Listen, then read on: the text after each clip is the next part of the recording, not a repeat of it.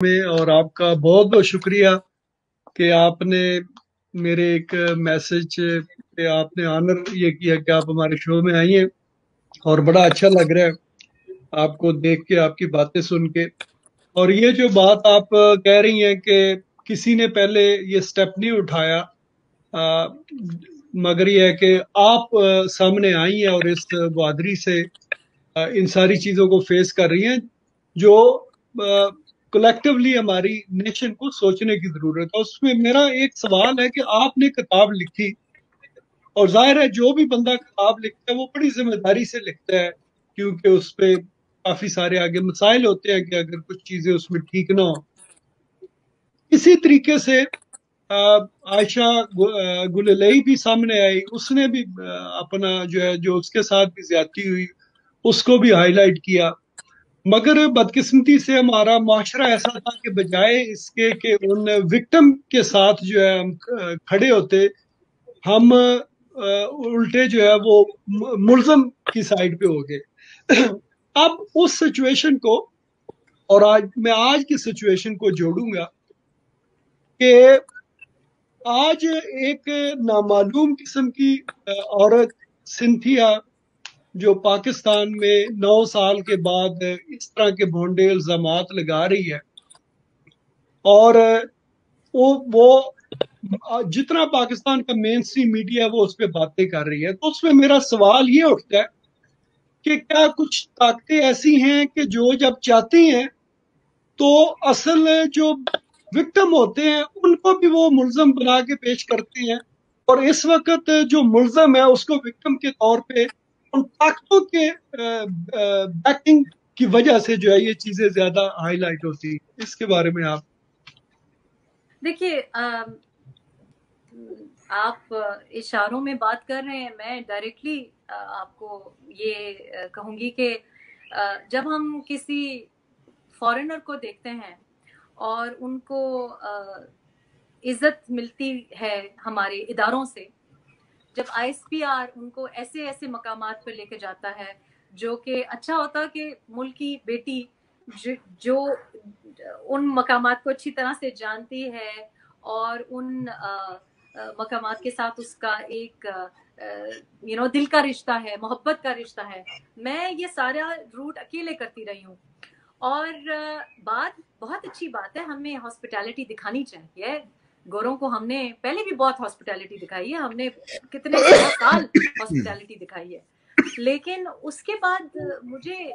سمجھ نہیں آتی کہ جب ہم یہ ہاسپٹیلٹی دکھائیں تو ایکسپیکٹ تو ہمیں یہ کرنا چاہیے کہ وہ ہمارے لیے لابینگ جا کے باہر کریں۔ دیکھیں نا، ریحام خان انگلش میں ٹویٹ کرتی ہے، کچھ لوگ اب کہتے ہیں جی اردو میں ٹویٹ کریں، میں مجبوراً اردو میں ٹویٹ کرتی ہوں، لیکن میں کوشش یہ کرتی ہوں کہ میں باہر جو ملک ہیں ادھر میں کوشش کروں آواز اٹھانے کی۔ کشمیر کے ایشو پہ فار ایگزامپل ہماری کوئی لابی نہیں ہے، ہمارے یو کے میں اتنی کشمیری پاپولیشن ہے، اتنے ہمارے پارلیمنٹ میں پریزنس ہے کشمیری اوریجن کی، آئی ایم سوری لیکن ہماری آواز نہیں تھی۔ انڈیا کے مقابلے میں ہماری کوئی لابی، کوئی آواز نہیں ہے۔ آپ امریکہ میں بیٹھے ہیں، آپ دیکھ لیجئے ہماری وہاں پہ کوئی لابی ہے، کوئی آواز ہے؟ میں ایک پارٹی کی تو بات ہی نہیں کر رہی، ہم نے تو کبھی پاکستان کے ایشو کے لیے لابینگ، کیونکہ پاکستان کو ہم نے اپنا مقصد اور اپنا ایک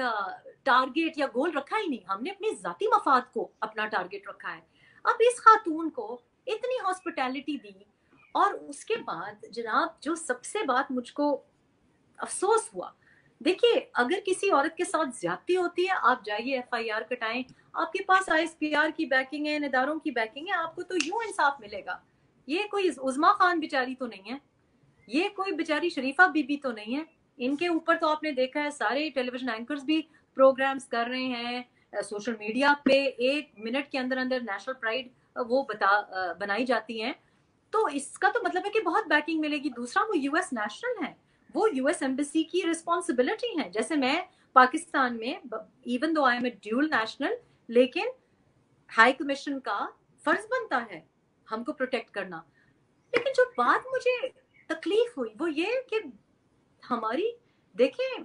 ایک مسلم دنیا کی ایک پرائم منسٹر ٹوائس الیکٹڈ، اور کیا ہم نے بی بی کے ساتھ کیا، نظروں کے سامنے اس کے بچوں کے سامنے اس کو شہید کر دیا۔ क्या जुर्म था उनका? एक स्ट्रॉन्ग वुमन लीडर पाकिस्तान जैसी मुल्क से आती है, वो पहले अपने बाप का जो दुख है वो झेलती है, वो सारी अपनी जवानी कैद में गुजारती है, वो सोटे खाती है उसकी माँ, वो कितनी उनकी जिद्दोजहद है, और फिर आखिर में मतलब हमारी वो हीरो थी। हम 16 साल के थे, हमने उनको पहली दफा देखा, it was the moment of pride. और एक वो खातून हमारी नेशनल प्राइड जो एक्चुअली थी, वो अब इस दुनिया में नहीं है। उनके बारे में एक ट्वीट कर देना, आई एम सरप्राइज कि कैसे, इट डजंट इवन मैटर कि वो प्राइम मिनिस्टर थी कि नहीं थी, उनके 3 बच्चे मतलब हमारे बच्चों की तरह है। कितनी तकलीफ हुई होगी उनको कि इस किस्म की ट्वीट उस वक्त तो किसी ने नहीं बात की, और उसको उस्मा खान के साथ का जो केस है उसके साथ मिलाना और ये कहना कि हाँ जी इस किस्म का तो तशद्दुद होता है, बीबी भी करती थी। I just found it extremely painful, and I am not Benazir Bhutto's daughter. I'm not even a Pakistan People's Party member. I'm not even a Pakistan People's Party voter. तो सोचना चाहिए कि बिलावल भुट्टो जस्ट बिकॉज उनका एक shining future है,